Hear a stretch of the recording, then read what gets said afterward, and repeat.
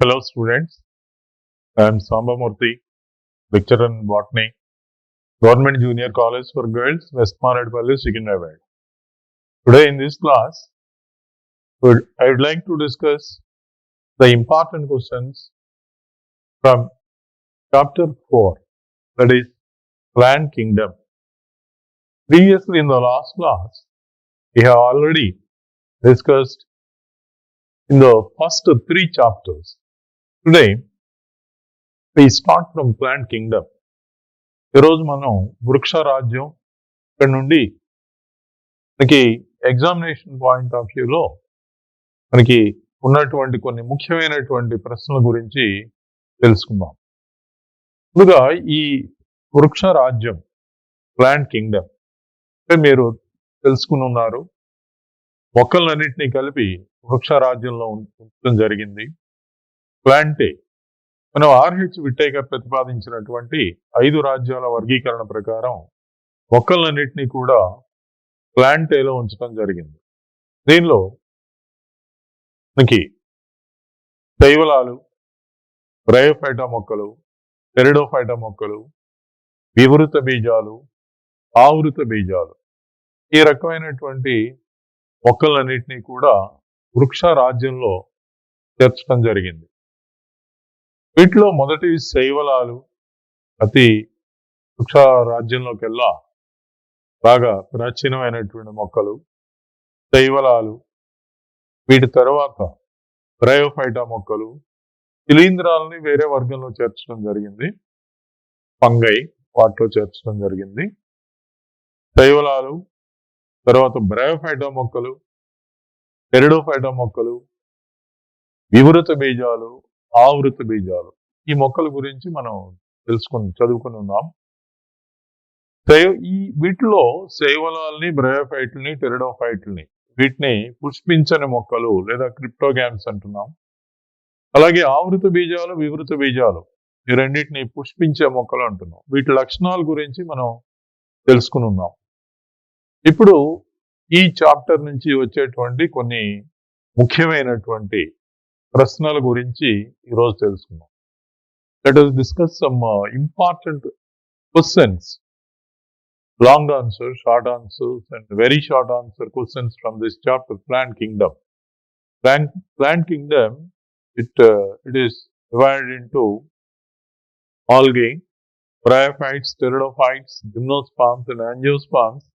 Among them, algae, bryophytes, pteridophytes, these 3 are called cryptogams, non-flowering plants, and gymnosperms and angiosperms are flowering plants. Okay. Now, today in this class, we'll discuss some important questions from this chapter. First, let us see the very short answer question. అతి స్వల్ప సమాధాన ప్రశ్నలు ఇప్పుడు తెలుసుకుందాం, చూద్దాం. వీటిలో page number 56, very short answers లో what is the basis of classification of algae? శైవలాల వర్గీకరణకు ఆధారం ఏమిటి? ఈ క్వశ్చన్ ఆన్సర్ చూస్తే algae is classified on the basis of pigmentation and types of food material. అంటే వీటిలో ఉండేటువంటి పిగ్మెంట్స్ అంటే వర్ణద్రవ్యాలు మరియు ఆహార నిల్వలను బట్టి ఈ శైవలాలను వర్గీకరించడం జరిగింది రాయాలి. అండ్ థర్డ్ క్వశ్చన్ చూడండి, సంయుక్త సంయోగానికి త్రిసంయోగానికి గల భేదం ఏమిటి? Differentiate between సింగామి and triple fusion. ఇది చాలా ఇంపార్టెంట్ క్వశ్చన్. అది సింగమి. In syngamy, one male gamete fuses with egg cell and forms a diploid zygote that develops into embryo. In triple fusion, another male gamete fuses with secondary nucleus and forms endosperm. Okay, this is the difference between syngamy and triple fusion. అంటే సంయుక్త సంయోగానికి త్రిసంయోగానికి గల భేదం ఏంటంటే, సంయుక్త సంయోగంలో ఒక పురుష సంయోగ బీజం స్త్రీ సంయోగ బీజంతో జరిపి అంటే కలిసి ఆ రెండింటి కలయిక వల్ల సంయుక్త సిద్ధ బీజం ఏర్పడుతుంది. ఇది పిండంగా అభివృద్ధి చెందుతుంది. త్రిసంయోగంలో రెండవ పురుష సంయోగ బీజం ద్వితీయ కేంద్రకంతో కలిసి ప్రాథమిక అంకురచ్ఛేద కేంద్రకాన్ని ఏర్పరుస్తుంది. అది అంకురచ్ఛేదంగా రూపొందుతుంది. ఓకే, ఇది నెక్స్ట్. పురుష బీజాశయం స్త్రీ బీజాశయానికి గల తేడా ఏమిటి? 4వ question. Differentiate between antheridium and archegonium. This is also important. Antheridium is a male sex organ, archegonium is a female sex organ. Antheridium is club-shaped, archegonium is flask-shaped. In the same way, it produces flagellated male gametes. Archegonium consists of eggs. These are the differences between antheridium and archegonium. Antheridium ante purusha బీజాశయం, archegonium ante స్త్రీ బీజాశయం. పురుష బీజాశయం నుంచి పురుష సంయోగ బీజాలు, స్త్రీ బీజాశయం నుంచి స్త్రీ సంయోగ బీజాలు ఏర్పడతాయి. పురుష బీజాశయం అనేది గదాకారంలో ఉంటుంది, స్త్రీ బీజాశయం అనేది పూజా ఆకారంలో ఉంటుంది. అలాగే పురుష బీజాశయం అనేది పురుష ప్రత్యుత్పత్తి భాగం, స్త్రీ బీజాశయం అనేది స్త్రీ ప్రత్యుత్పత్తి భాగం. ఇంకో నెక్స్ట్ క్వశ్చన్ చూస్తే, name the stored food materials found in Phaeophyce members and Rhodophycean members. In Phaeophyce, the food material is laminarian or mannitol. The Rhodophyce members, it is starch, Floridian starch. ఏంటంటే 6వ question, గోధుమ వర్ణ మరియు ఎరుపు వర్ణ శైవలాల్లో నిల్వ ఉన్నటువంటి ఆహార పదార్థాలను తెలపండి. ఈ గోధుమ వర్ణ శైవలాల్లో లామినేరియా లేదా మానిటాల్, అలాగే ఎరుపు వర్ణ శైవలాల్లో ఉండేది floridean starch. And 15th question, Bryophyta మొక్కలకు వృక్ష సామ్రాజ్య ఉభయచరాలు అని ఎందుకు అంటారు? Why are bryophytes called amphibians of plant kingdom? Because these bryophyta plants, they grow in moist areas and also they need water for their sexual reproduction. ఎందువల్లంటే ఈ Bryophyta మొక్కలు తేమగా ఉన్నటువంటి ప్రదేశాల్లో నివసిస్తూ ఉంటాయి. అలాగే వీటి యొక్క లైంగిక ప్రత్యుత్పత్తి కోసం నీరు అవసరం అవుతుంది. అందువల్ల ఈ మొక్కల్ని వృక్ష సామ్రాజ్య ఉభయజీవులు అన్నాం. నెక్స్ట్,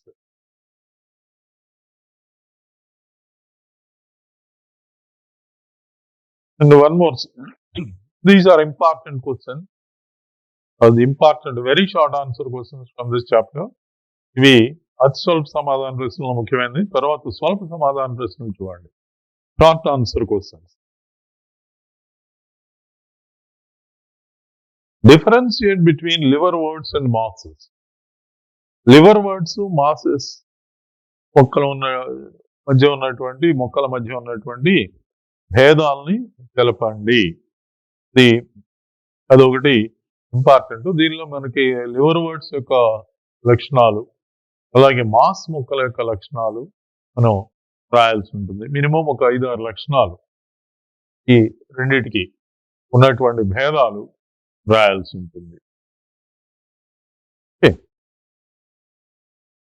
అలాగే and one more is, what is heterospory? Briefly comment on significance, give 2 examples. What is heterospory? Give 2 examples. Briefly comment on its significance, give 2 examples. Inna siddha bejadatta అంటే ఏమిటి? దాని ప్రాముఖ్యత గురించి క్లుప్తంగా రాయండి. 2 ఉదాహరణలు ఇవ్వండి. 2 రకాలైనటువంటి సిద్ధ బీజాలు ఏర్పడటాన్ని భిన్న సిద్ధ బీజత అంటాము. అంటే formation of 2 different types of spores is called heterospory. You can give some examples. You have to write some examples. Okay.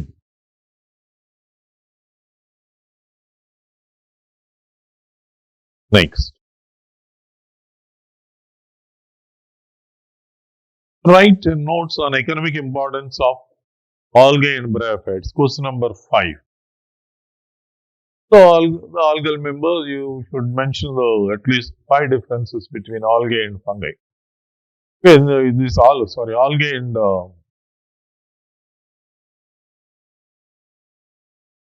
at least 5 important economic importance of algae and bryophytes. శైవలాలు మరియు బ్రయోఫైట్ల యొక్క ఆర్థిక ప్రాముఖ్యతని మనం 4-5 రాయాల్సి ఉంటుంది. అది శైవలాలు ఎలా ఉపయోగపడుతున్నాయి, బ్రయోఫైట్లు మనకి ఎలా ఉపయోగపడుతున్నాయి అనేది ఒక 4-5 వాటికి సంబంధించినటువంటి ఉదాహరణలు రాయాల్సి ఉపయోగాలు రాయాల్సి ఉంటుంది. ఓకే, ఇవి ఈ 2 కూడా స్వల్ప సమాధాన ప్రశ్నలు, 4వది మరియు 5వది.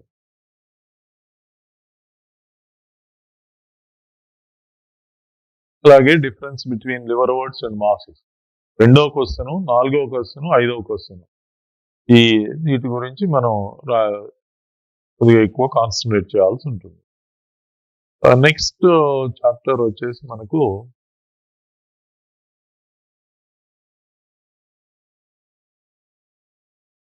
మార్ఫాలజీ ఆఫ్ ఫ్లవరింగ్ ప్లాంట్, అంటే మొక్కల నిర్మాణాత్మక సంవిధానం, స్వరూప శాస్త్రం.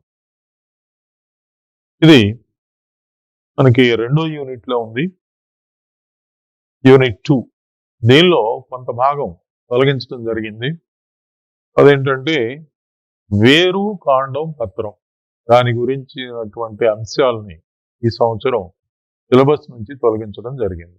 So root, stem, leaf, these topics have been deleted from the syllabus. Okay, root, stem and leaf. In this chapter, now let us see the important questions from this chapter, morphology.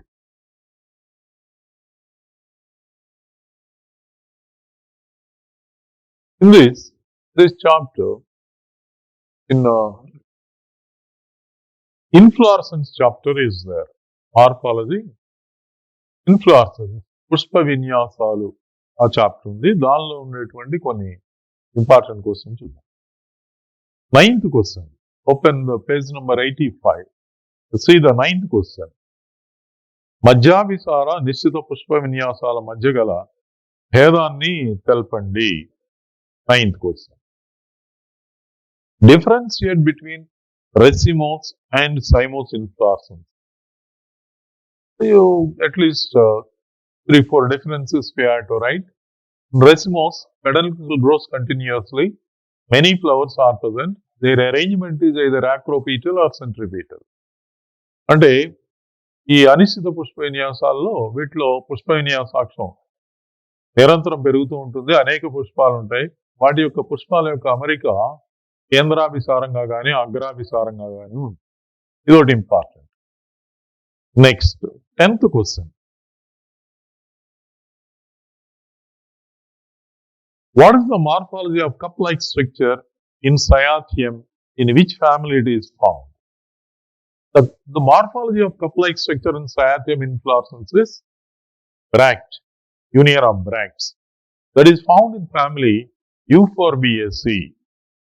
సయాథియంలోని గిన్నె వంటి నిర్మాణం స్వరూపాన్ని తెలపండి. ఏ కుటుంబంలో అది ఉంటుంది?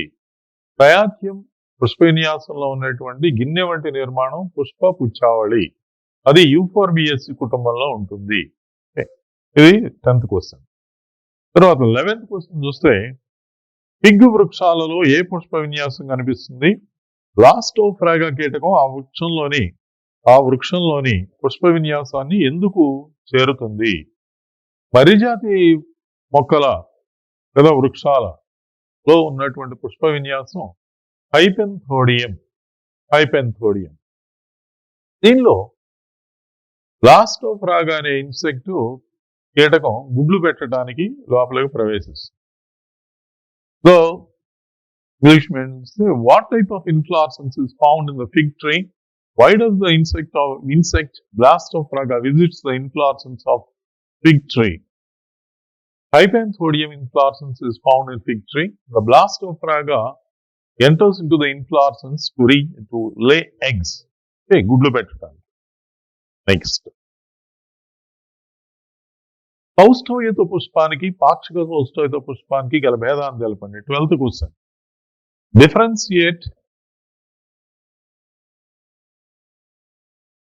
Differentiate actinomorphic from zygomorphic flower.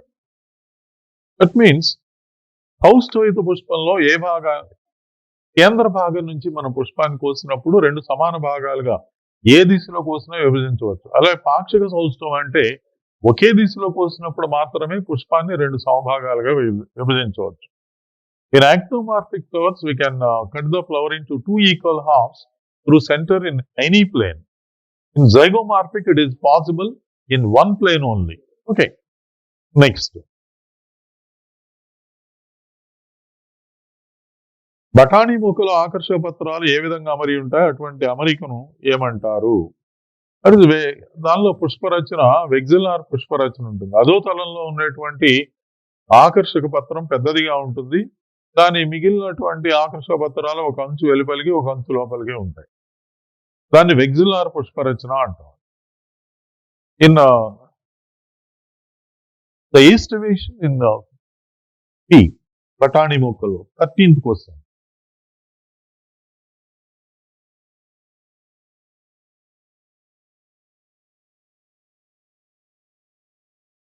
That's also important. In pea plants, the estivation is imbricate estivation. That is vexillar. That is vexillar estivation. That's also a type of imbricate. That's called vexillar. So, posterior petal is completely outside. The remaining petals, one margin outside and one margin inside. And 14, మకుటదళ పరిస్థితం అంటే ఏమిటి, ఒక ఉదాహరణ ఇవ్వండి. What is meant by epipetalous condition? Give an example. మకుటదళ పరిస్థితం అంటే కేసర దండాలు ఆకర్షక పత్రాలతో కలిసి ఉంటాయి. దాన్ని మకుటదళ పరిస్థితం అంటాం. ఉదాహరణ datura. The filaments of the stamens are fused with petals, that is called epipetalous condition. Example datura. And 15th question, differentiate between apocarpous and syncarpous ovary. 15 question, అసంయుక్త మరియు సంయుక్త అండాశయాల మధ్య భేదం ఏమిటి? In apocarpous gynoecium the carpels are free. In syncarpous the carpels are fused. అసంయుక్త అండాశయంలో అండాశయాలన్నీ కూడా, అసంయుక్త అండకోశంలో అండాశయాలు విడివిడిగా ఉంటాయి. సంయుక్త అండకోశంలో అండాశయాలన్నీ కలిసి ఉంటాయి. నెక్స్ట్ 16th క్వశ్చన్, అండన్యాసమును నిర్వచించండి. డయాంథస్ లో ఏ రకమైన అండన్యాసం కనిపిస్తుంది? అండన్యాసం అంటే అండన్యాస అక్షం మీద అండాలు అమరి ఉండే విధానాన్ని అండన్యాసం అంటున్నాం. డయాంథస్ లో అది స్వేచ్ఛా కేంద్రక అండన్యాసం మనకు కనిపిస్తుంది. This question is also very important. That is 16th question. Define placentation. What type of placentation is found in dianthus? Placentation is the arrangement of ovules inside the ovary. In dianthus, the placentation is free central placentation. These are the various important, very short answer questions from this chapter. Now, let us see the short answer question. ఇప్పుడు మనం 12 సమాధాన ప్రశ్నలు చూద్దాం. దీనిలో 5th question, page number 86. 5th question, ఏవైనా రెండు రకాల ప్రత్యేక పుష్ప విన్యాసాలను వివరించండి. మనకి పుష్ప విన్యాసాల్లో, ప్రత్యేక పుష్ప విన్యాసాల్లో 3 రకాలైన ప్రత్యేక పుష్ప విన్యాసాలు మనం చూసాము. అవేంటంటే హైపాంథోడియం, సయాథియం మరియు వెర్టిసల్ ఆస్టర్. వీటిలో ఏ 2 రకాలైనటువంటి పుష్ప విన్యాసాల గురించి అయినా కూడా మనం రాయాల్సి ఉంటుంది. వెర్టిసల్ ఆస్టర్, సయాథియం మరియు హైపాంథోడియం. 5th question,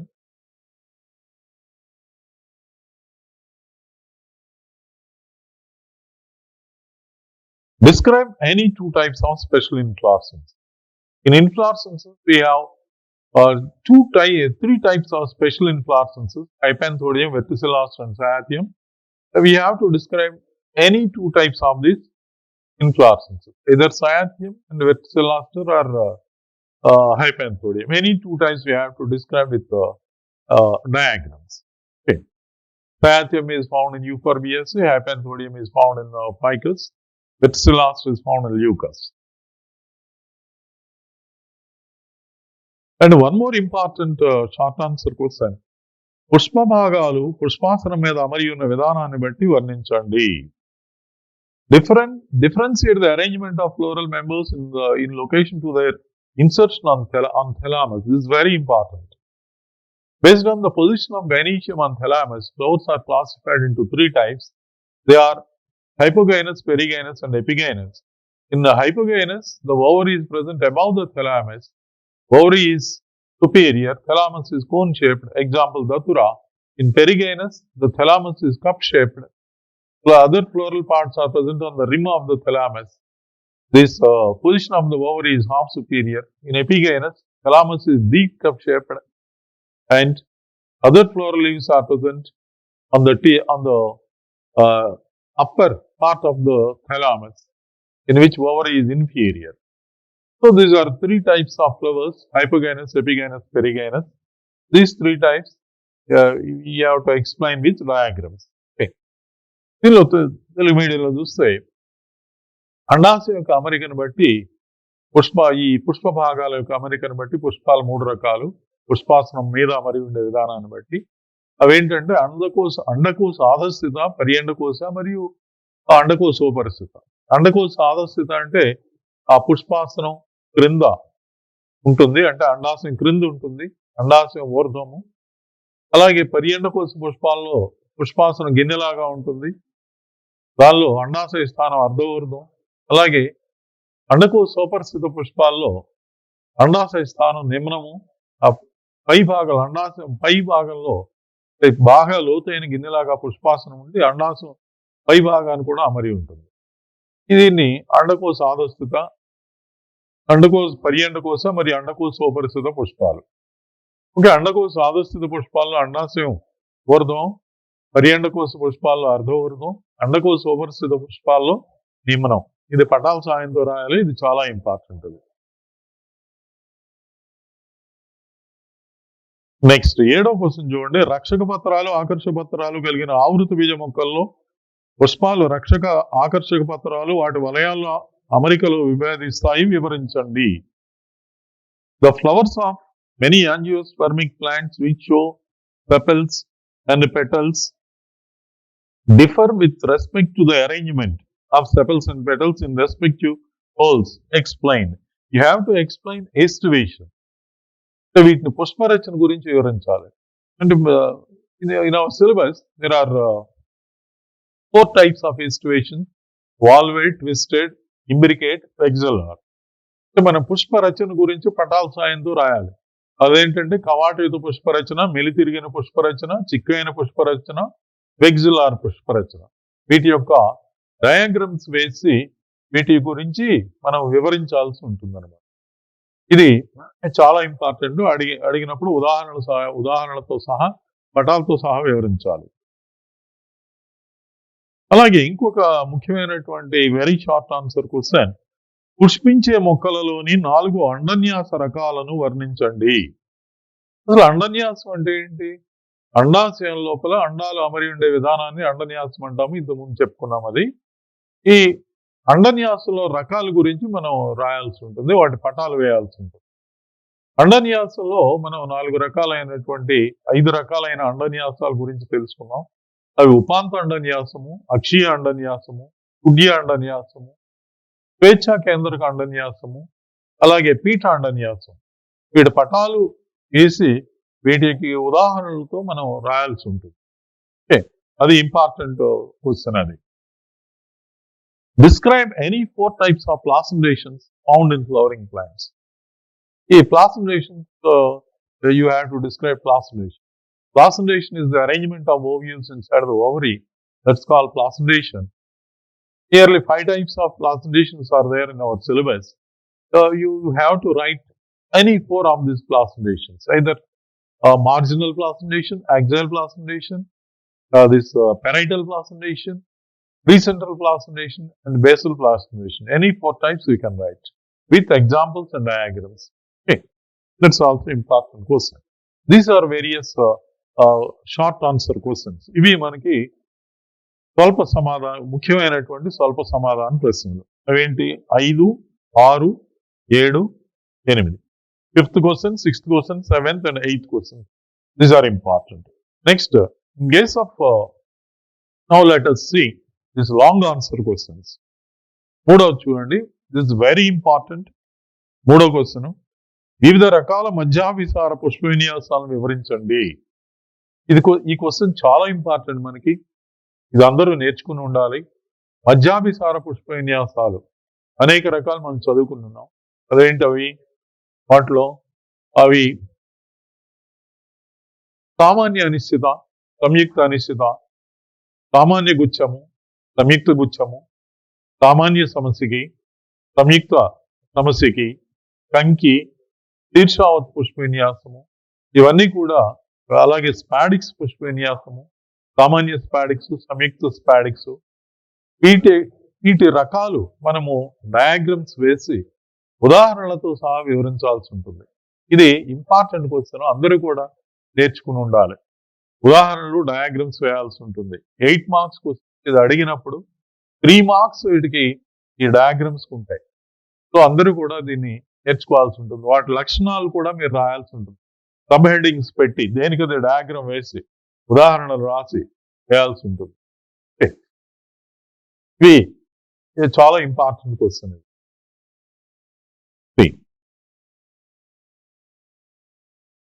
In case of long answer questions, question number 3, it is explain different types of racemose inflorescences. Question is very important. All of you must be perfect in this question. To ask this question, you have to describe various types of racemose inflorescences. So many types of racemose inflorescences are there.